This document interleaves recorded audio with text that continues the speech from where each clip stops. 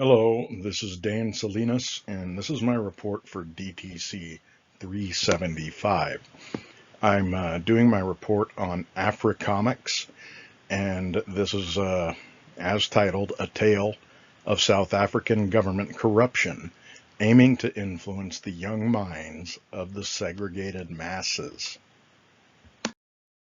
We'll go ahead and begin with an overview of a scandal that was known as Muldergate in South Africa. Um, and focusing on Dr. Connie Mulder, whose first name was actually Cornelius.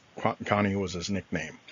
But he was the Minister of Information for the South African government from 1968 to 1977.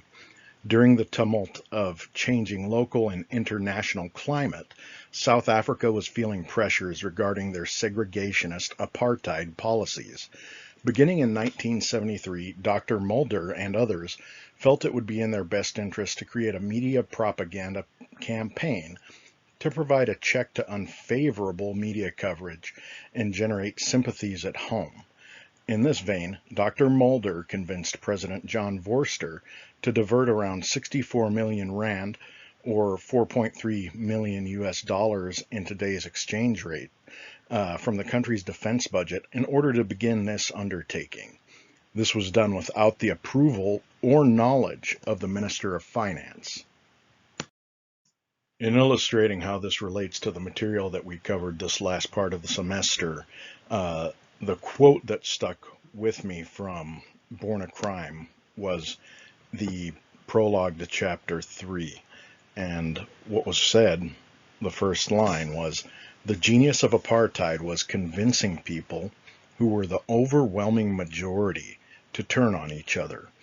Apartheid is what it was. You separate people into groups and you make them all hate one another so you can run them all." Now we'll continue with Muldergate a little more in depth. We have to illustrate the three main figures that were involved with it. The Minister of Information, whom it was named for, Dr. Connie Mulder.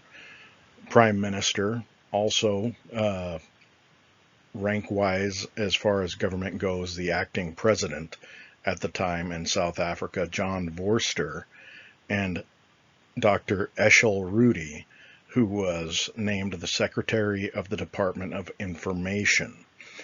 Under the direction of Mulder and Vorster, Eshel Rudy began to find various media entities that could be used to distribute materials in support of the apartheid government.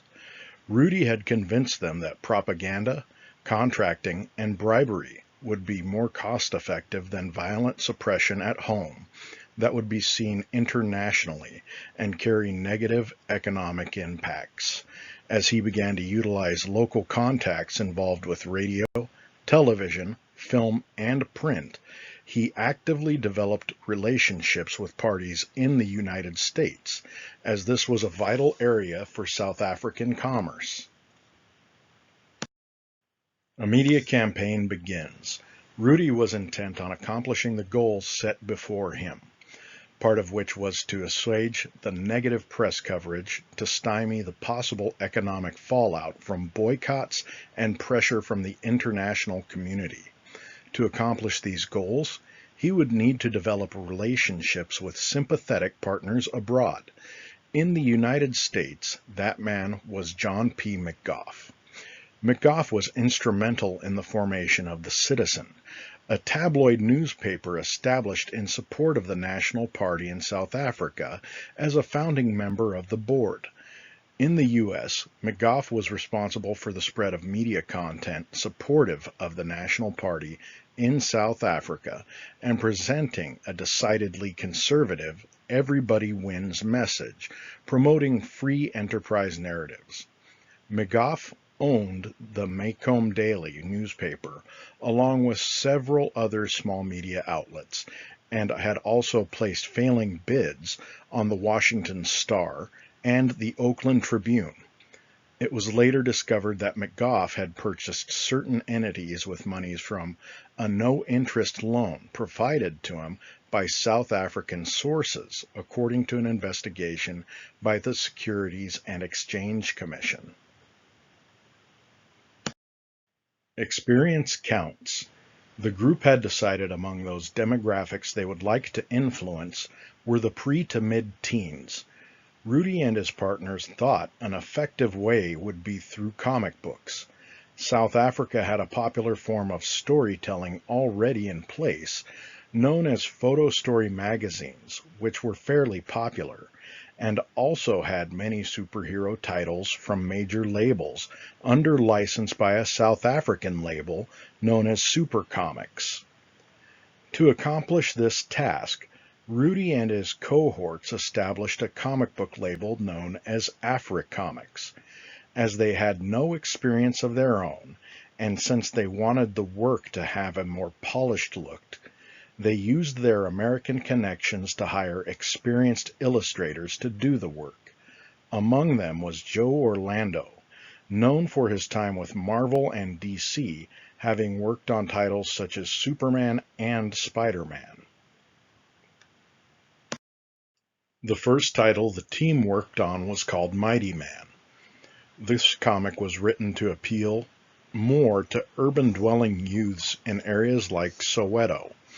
It was structured in a way that was meant to deliver a message of lawfulness and social morality, where criminals received their just due at the hands of a moral and physical colossus. They hoped this would impart Western cultural values to the reader. Mighty Man is the story of Danny Ndlomo, a police officer who gets shot in the line of duty.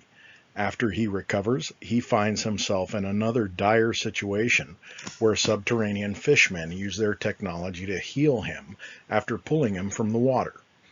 A result of their medical treatment with a device that utilizes healing rays, he is granted superhuman strength and abilities. The persona of Mighty Man is very focused on a very generalized sense of morality, bordering on chivalrous. He often refers to criminals in terms including words like cowardly, filth, or scum. In terms of style, the title is very similar to early Superman comics. The second title published by Afri Comics was Tiger Ingwe. The strategy of this comic was to appeal to a more rural audience, namely the youth in the areas referred to as the homelands. Tiger Ingwe was a character focused on primordial savagery, set in a time somewhere in a Paleolithic age. He is a being that seemingly is best described as a cat person. Interestingly enough, Ingwe is the Zulu word for leopard. Tiger tends to respond with violence first, relying upon his exceptional strength to overcome odds. Tiger is brash, arrogant, myopic, and impulsive.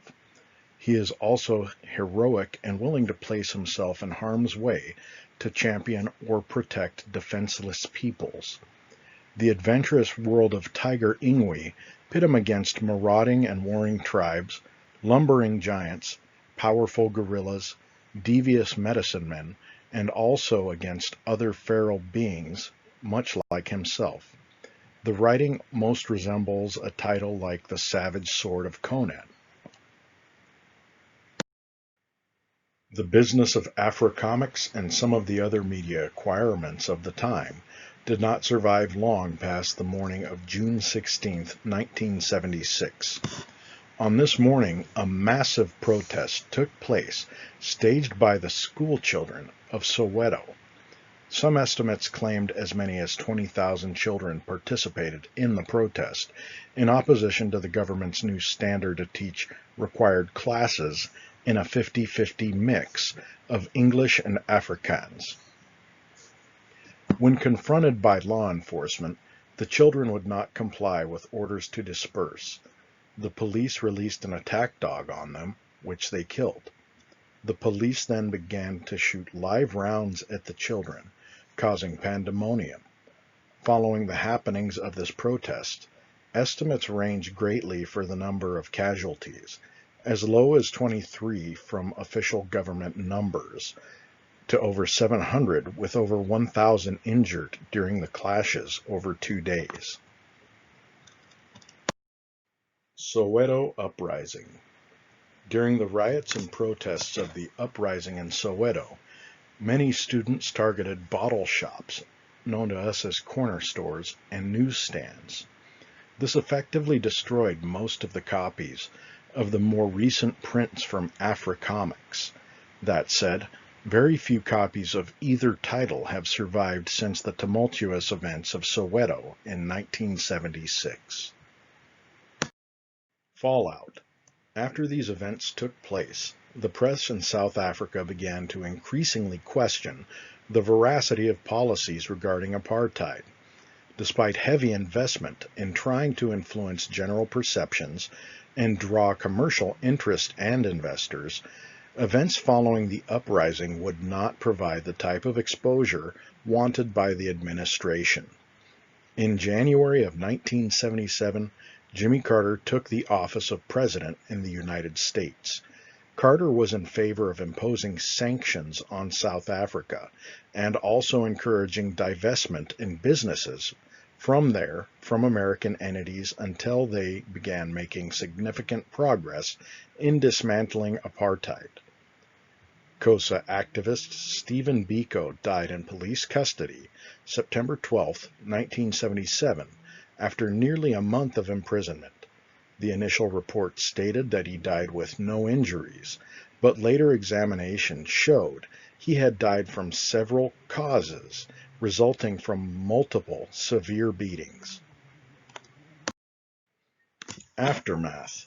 By the autumn of 1978, an inquiry into these missing funds was being investigated, and the activities were being publicized in larger news organizations. This resulted in the resignation of Mulder, Vorster, and also General Hendrik Johan van den Berg, head of the intelligence office, was removed from his position and ultimately resigned. Rudy initially denied multiple charges of fraud and theft, ultimately fleeing to Ecuador, England, and France, where he would face extradition back to South Africa before facing trial. Rudy maintained his innocence, insisting that he was being made a scapegoat by others in the government that presented him as the architect of all activities of misappropriation. Rudy was ultimately acquitted on all charges, then emigrated to the United States in March of 1982. Rudy published a tell-all book, The Real Information Scandal, making accusations against several high-profile government officials. Eshel Rudy died in 1993 of a heart attack while playing tennis in Atlanta, Georgia. Legacy. While there was considerable controversy at the time of these events, this action did little to dissuade private businesses from attempting to sell a narrative within the United States, as illustrated by the example seen here. These are pages from a pamphlet from 1985, drawn by American illustrator Vic Lockman. Vic Lockman had been one of the mainstay artists for Disney during a period when the company was producing dailies for newspaper distribution. Lockman had now illustrated this comic, which was being distributed to U.S. citizens in a newsletter produced by the Canadian League of Rights, a group known for anti-Semitic and racist views. Ironically enough, the more you look to the past, the more you might be able to understand the things that are happening now.